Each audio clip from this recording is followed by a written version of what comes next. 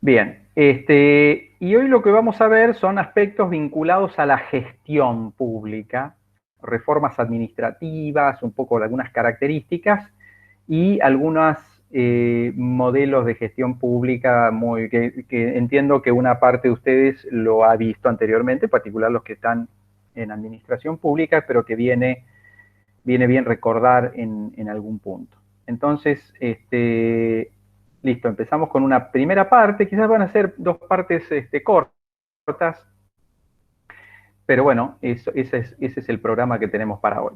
La bibliografía que tenemos, digamos, obligatoria, que está un poco de soporte para esta parte, hay un trabajo de Gómez Cárdenas sobre modelos cognitivos de los modelos de gestión pública, o sea, los marcos cognitivos de los modelos de gestión pública. Este,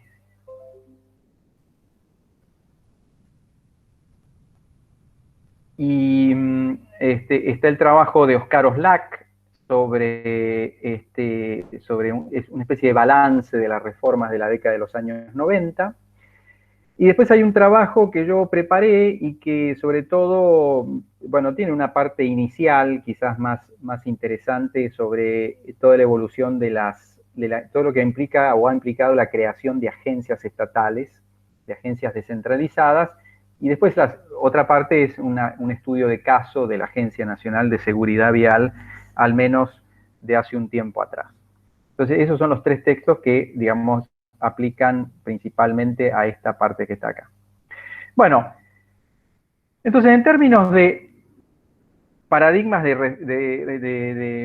gestión pública y en términos de reformas administrativas, quería por lo pronto aludir un poco a este término que ha sido muy frecuente, digamos, en nuestra historia institucional reciente, pero por otro lado de todos los países, que periódicamente llevan adelante reformas administrativas. Este término puede utilizarse en dos sentidos. Uno, cuando se habla de cambios en las funciones en el Estado, por ejemplo, bueno, ¿a qué se dedica un Estado que es, digamos, pasible de reforma? ¿A qué se dedica y a qué debería dedicarse? ¿No? Entonces, quizás un momento emblemático de reforma en este sentido, también llamada reforma del Estado, se dio a principios de la década del 90, en particular con el gobierno de Carlos Menem y después las reversiones que hubo en la década del 2000, parciales reversiones, en donde, bueno, claramente se define para un segmento de funciones del Estado, sobre todo aquellas funciones vinculadas al Estado empresario y al Estado productor de bienes, bueno, se plantea un cambio, digamos, en las funciones. En lugar de ser un operador, un prestador, un productor directo de esos bienes, pasa a ser un regulador, un financiador o fiscalizador, digamos, de la producción de esos bienes y servicios. Y eso, bueno, emblemáticamente aparecen los cambios acontecidos a principios de la década del 90. Pero también se agregan a estos cambios en los sistemas de gestión, los sistemas transversales de la administración pública, la gestión de personas, la gestión de documentos, la gestión del dinero, las relaciones con los ciudadanos, los sistemas de planificación e información y también aspectos vinculados al diseño organizacional. Entonces, hay una concepción que cuando habla de reforma administrativa incluye tanto lo que uno llamaría, digamos, reforma del Estado como las reformas administrativas o de sistemas propiamente tal. Después una versión un poco más acotada toma básicamente esto último, o sea, las reformas en los sistemas de gestión y en el diseño organizacional. Algo que, si bien se produjo en parte a principios de la década del 90, tiene que ver fundamentalmente con la agenda de la segunda parte de la década de los 90 en adelante, en lo que se dio a llamar en la década de los 90 la segunda reforma del Estado, o sea, con las funciones remanentes qué modificaciones en los grandes sistemas transversales, financiamiento, personas, administración de personas, administración de activos, gestión de tecnologías, gestión de documentos, todo eso se fue produciendo en ese proceso. Entonces, nos vamos a referir a ambos procesos, aunque mayormente al segundo en lo que es esta parte en la materia. Y, digamos, hay algo que generalmente, digamos, para contribuir al debate, obviamente quien no está totalmente de acuerdo lo puede manifestar con total libertad, por supuesto, como siempre. Y es que muchas veces se asocian estos ciclos de reforma, porque ha habido ciclos de reformas administrativas a ideologías, ¿no? Entonces, y entonces aparece frecuentemente esta díada o esta grieta o no sé, entre, bueno, todo esto tiene que ver con el modelo neoliberal o el modelo populista, etcétera, etcétera, etcétera, digamos, tensión que por lo menos planteada en esos términos ha agotado mi paciencia realmente. Entonces, creo que esos, independientemente de que existan y que hay valoraciones, algunas de las cuales pueden provenir de diferencias ideológicas asociadas a los roles del Estado y demás, yo creo que hay que ver al menos dos cuestiones más en esos ciclos de reformas administrativas y que de alguna manera responden a requerimientos que se le plantean y exigencias que se le plantean a cualquiera que esté en el gobierno, ¿no? A cualquiera que esté en el gobierno. Entonces, digamos, estas reformas lo que dan es tratan de dar respuesta a tensiones que se generan por la aplicación de determinados principios administrativos. Quizás quienes han estudiado, están en el trayecto de administración pública, han tenido materias anteriores sobre administración, y cuando hablamos de los padres de la administración, privada y pública, digamos, los que escribieron hace 150 años, 100 años sobre la función administrativa aplicada tanto al Estado como al ámbito privado, identificaron una serie de funciones que se tenían que cumplir, digamos, en la actividad administrativa, y que esas funciones, digamos, de alguna manera conllevaban una serie de tensiones, ¿no? Respecto de expresiones que podían tener esas distintas funciones. Entonces, las funciones administrativas digamos, de uno de los grandes padres fundadores de la administración, como fuera Henri Fayol, un francés que era un ingeniero de minas y que de alguna manera escribió todo un texto, un libro sobre administración, sobre administración industrial y general, llamaba, y se dedicó a ver las funciones administrativas. Es decir, ojo, que acá no solamente hay que, digamos, producir el bien final, en este caso era la explotación minera de una mina de carbón, de hulla, etcétera, sino que hay funciones administrativas que cumplir, ¿no? Dirección, planificación, organización, control, eso se tienen que cumplir. Pero en la puesta en práctica de esos principios aparecen tensiones, ¿no? Entonces, la decisión, digamos, y la dirección, ¿es centralizada o es descentralizada? El control, ¿cómo es el control? ¿Cómo se ejerce un mejor control sobre la actividad? Control en términos de función que busca asegurar que lo que está previsto se cumpla. Pero ¿cómo garantizo ese control? Lo hago ex ante, como lo hacen muchos de los sistemas administrativos en la administración pública, ¿no? ¿No? Que lo hacen en la Contaduría General, la Fiscalía de Estado, o en la Procuraduría, digamos, la Procuración del Tesoro, o los tribunales de cuenta, que muchas veces intervienen antes que se tome la decisión. Entonces hay un control ex ante, o el control es ex post. Usted administre, y después, de acuerdo a cómo son los resultados, y bueno, yo me fijo después y de alguna manera usted será pasible o no de tensiones. Ya veremos, ¿no es cierto?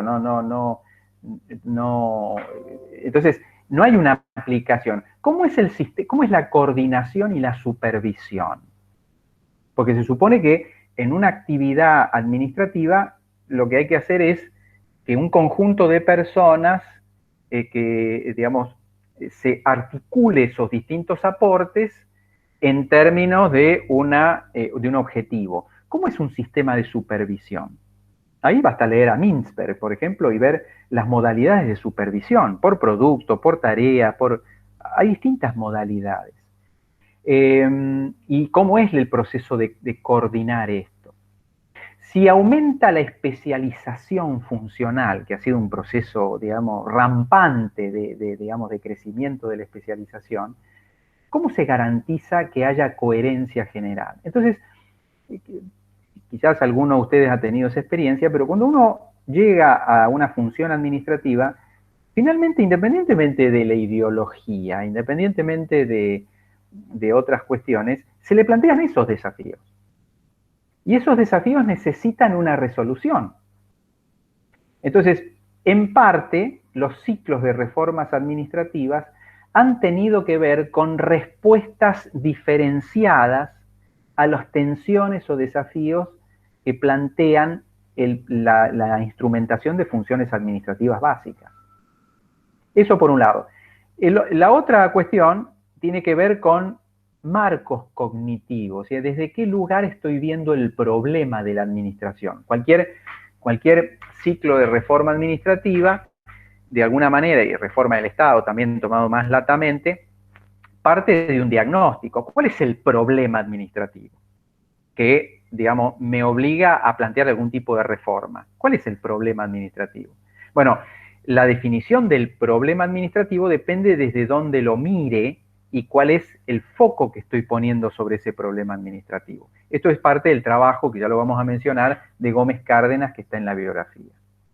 Entonces, un poco esto es lo que mencionaba ahí. Entre estos distintos ciclos, promuevo una mayor especialización funcional.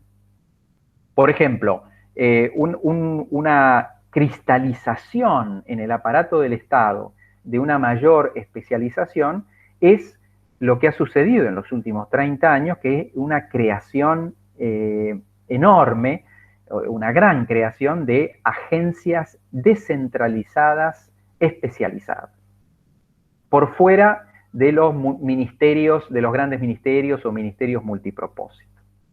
Y uno revisa el Estado Nacional, solo el Estado Nacional tiene cerca de 120 agencias, sin contar las 60 universidades o 50 y pico universidades nacionales, que son parte del sector público nacional y que son entes autónomos, autárquicos.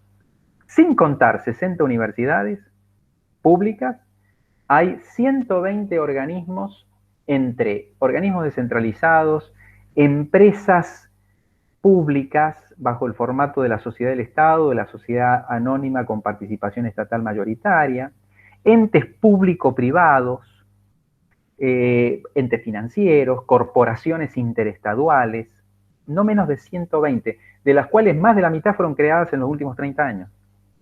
Esta es una forma de cristalizar la especialización, porque antes, no sé, la función de control de alimentos, medicamentos estaba en el Ministerio de Salud. Hoy está primordialmente, aunque se vincula funcionalmente, en un organismo que se llama ANMAT. La sanidad animal, vegetal, estaba, bueno, en el Ministerio de Agricultura. Bueno, en los últimos años, todo a partir de la década del 90, está en el SENASA, ¿no? Tenemos acá un colega que está en el SENASA. Lo mismo que no existía la función de acreditación y evaluación de las universidades. Las universidades son autónomas. Pero, ¿qué poder tiene? O sea, ¿qué función le queda al Estado central? ¿No? ¿Cómo el Estado central puede orientar la educación universitaria? Bueno, lo puede hacer de varias maneras, por lo pronto, claramente, bueno, aprueba los programas. Y eso lo hace un organismo de la Administración Central, la Dirección General Universitaria, y bueno, y sale una resolución ministerial. Pero eso lo estás en la administración central del Ministerio de Educación. Pero para orientar incluso y establecer estándares, digamos, de ejercicio y acreditar determinadas carreras, unidades académicas, etcétera, creó una institución especializada en eso, que se llama CONEAO, que muchos de ustedes conocen, la Comisión Nacional de Evaluación y Acreditación Universitaria. Bueno, ¿cómo garantizar la coordinación ante una mayor especialización? ¿Cuáles son las formas, digamos, de garantizar eso? Bueno, lo que hay, entonces, en los procesos de reformas administrativas son principios que aparecen contrapuestos y que necesitan una resolución. O sea que, y la reforma tiene que, de alguna manera, tomar una posición, y en esa posición no siempre está ordenada por un principio de carácter ideológico, de grieta entre, no sé, neoliberales y populistas, por ponerle esto que me encanta, sino por principios que hacen eventualmente, en un momento determinado, una mayor eficacia administrativa, una mayor eficacia y capacidad de gestión. ¿Qué hago? ¿Promuevo más la especialización o mantengo las funciones con un grado de especialización, sí, pero en un organismo multipropósito, como es un ministerio, que de por sí ya tiene un grado de especialización, porque no estamos hablando del Ministerio de la Legalidad o el Ministerio de la Felicidad, sino que estamos hablando del Ministerio de Salud, del Ministerio de Educación, el Ministerio de Desarrollo Social, de Ambiente, etcétera. O sea, ya hay un primer nivel de sectorialización. ¿Qué hacemos? Damos más autonomía a nuevas agencias y por lo tanto ejercemos el control administrativo o el control jerárquico, el que uno recibe o cuando uno está en una jerarquía centralizada, ¿no? Estoy en la dirección tal y recibo una orden de la subsecretaría y ese a su vez recibe una orden de la secretaría y a su vez del ministerio. Eso se llama el control jerárquico. ¿Más descentralización o más centralización? Por otro lado, uno de los errores también de los procesos de descentralización en los 90 es que también se descentralizaba, se empoderaba políticamente, digamos, desde el punto de vista público, a instituciones políticas como provincias, municipios, y sin fortalecer el centro. Cualquier proceso de descentralización necesita de la redefinición y del fortalecimiento del centro. Eso no implica centralización, implica establecer el balance adecuado entre el organismo descentralizado, que tiene una potestad, sobre todo de ejecución, y el organismo central, que preserva ciertas potestades. Desconcentración, concentración, coordinación interorganizacional, coordinación jerárquica, sobre todo de arriba para abajo, control por resultado o control ex ante. Planificación, bueno, y en términos más generales de opciones digamos, de roles estatales, estatización, desestatización.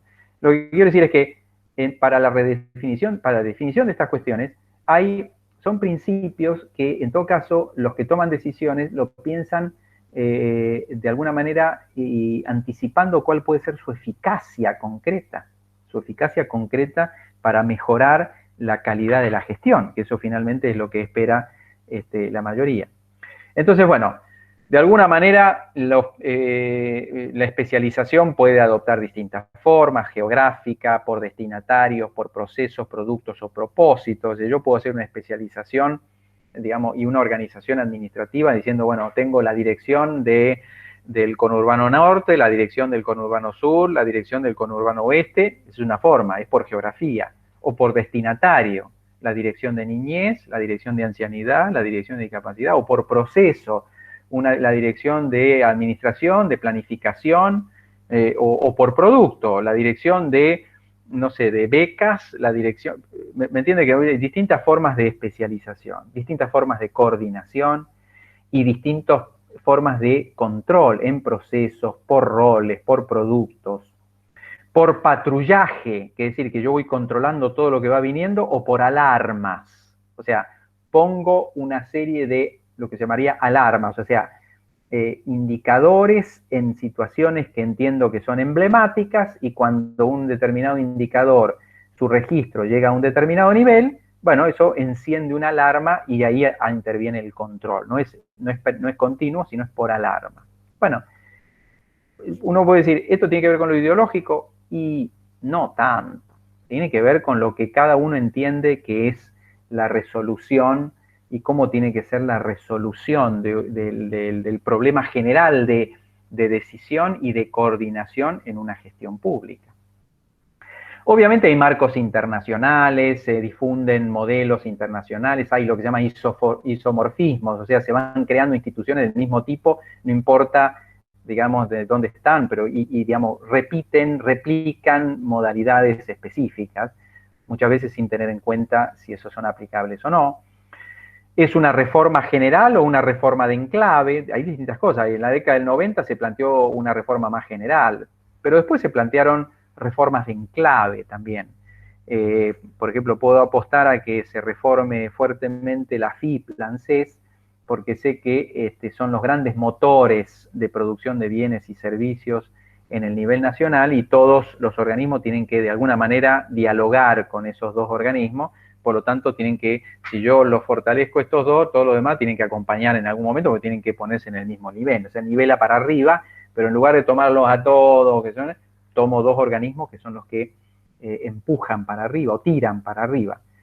Puede ser súbita o gradual, y ahí hay, bueno, bastante discusión acerca de los tipos de, y bueno, cito algunas cuestiones ahí que no están en la bibliografía, pero que se pueden buscar como un trabajo muy importante de Hugh Hicklow, que es uno de los grandes especialistas en esto, y esa tensión que hay entre o hago algo así, como dice el término ese, powering, o sea, con poder, todo junto, súbito, shock, o bien lo voy haciendo gradualmente en la resolución parcial de problemas.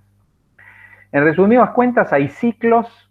Esos ciclos tienen que ver con distintos criterios que se van aplicando y experiencias internacionales y su reproducción, y por eso los climas de época, que hemos hablado también la semana pasada en términos de los instrumentos, los climas de época. Pero también aparecen estos otros criterios que tienen que ver con la eficacia y cómo se implementan algunos principios básicos que tienen que ver con cómo asegurar la supervisión, la coordinación, el flujo de la información y qué roles tienen actores más centralizados, descentralizados, actores más especializados y aquellos que tienen que ver con el control general, dónde se ubica el control. Son típicas cuestiones relacionadas con esto, con estos requerimientos administrativos. Y por supuesto es como un alegato contra lo que decía la única, creo ya todavía, Premio Nobel de Economía Mujer, que fue Elinor Ostrom, en un alegato contra lo que llamaba el monocultivo institucional, aprovechando que se habla mucho de monocultivo agrícola, el monocultivo institucional, es decir, que siempre hay una única solución a los distintos problemas y justamente su investigación ha dado cuenta de las variedades de resolución de problemas a través de distintos arreglos institucionales y administrativos.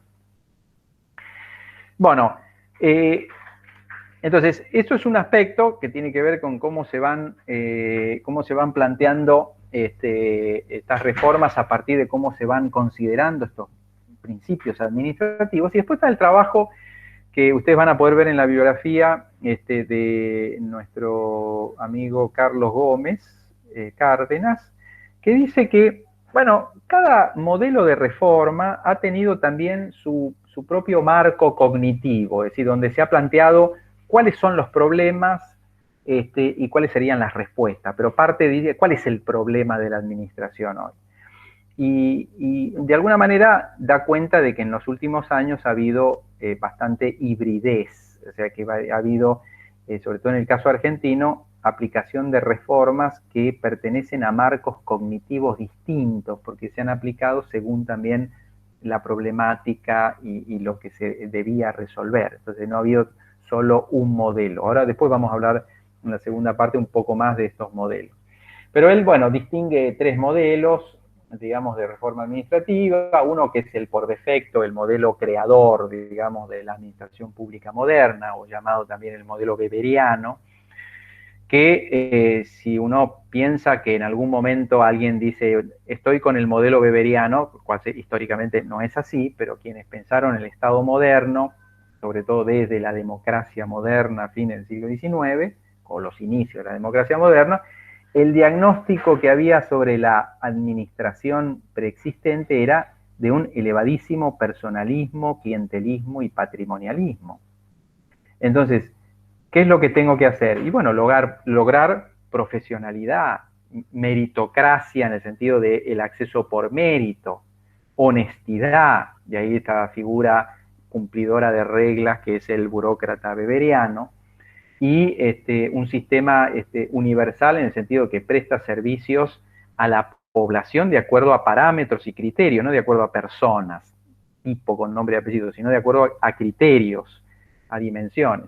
¿Y cuáles son algunas medidas administrativas? Bueno, los exámenes de ingreso, la estabilidad en el cargo, la supervisión, la promoción por mérito, etcétera, etcétera. Entonces, para cada uno de estos tres modelos, el que después intenta, después ahora lo vamos a ver después con más detenimiento, el que intenta desplazar al modelo weberiano ya en la década del 70, 80 de este siglo, ¿qué es lo que le achaca, por decir así, al modelo preexistente, que es el modelo más clásico de la administración burocrática?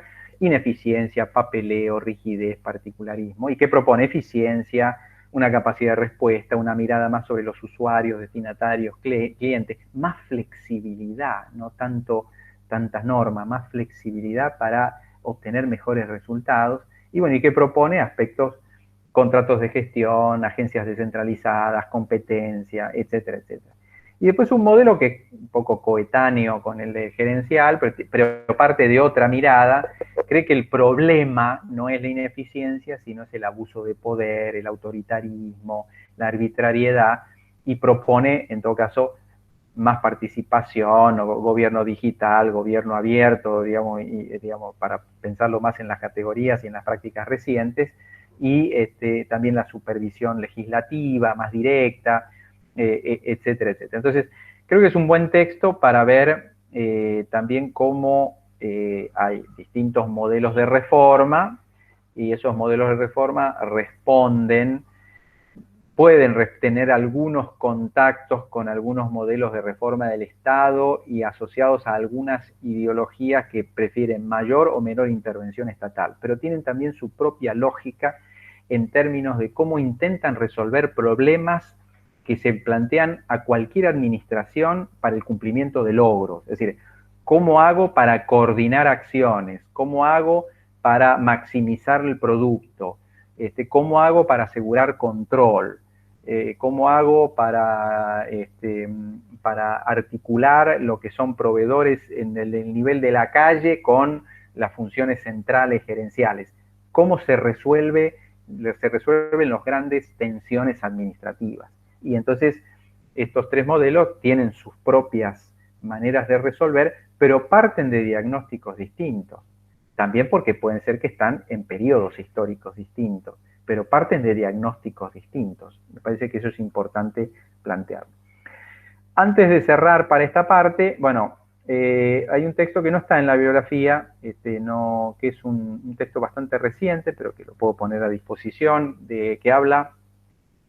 Es un texto que recopila varios trabajos, que se llama De las grandes reformas a los instrumentos. Entonces, es un texto que aboga no tanto por, digamos, por las grandes reformas, que muchas veces por las propias etiquetas que contienen, disparan disputas que no se centran en su efectividad, sino en los eslogan que muchas veces cada una de estas reformas o intentos de reforma intenta instalar.